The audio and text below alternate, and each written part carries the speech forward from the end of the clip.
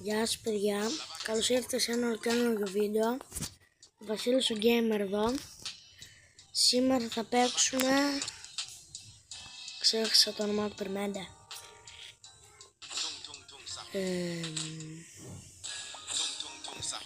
Είναι... Ένας πετάει brain rot σε ένα πύργο και δεν πρέπει να πέσουμε. Στόχος μας σήμερα είναι να νικήσουμε το παιχνίδι. Κάντε ένα like και subscribe, με βοηθάει πάρα πολύ.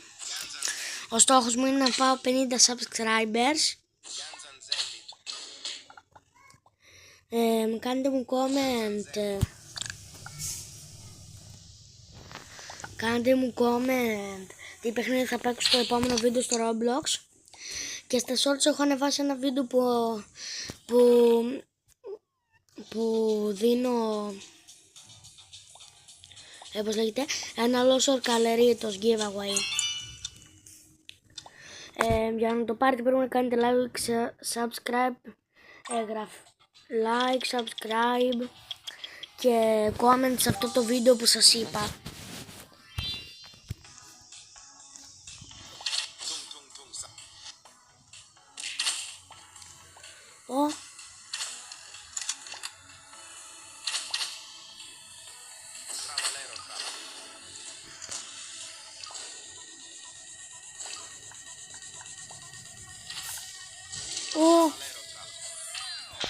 Ναι παιδιά, χάσαμε.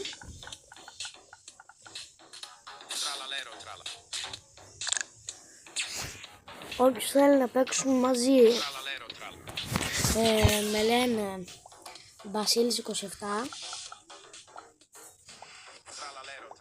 στο Roblox. Όποιος θέλει να τον κάνω friend ή θέλει να με κάνει.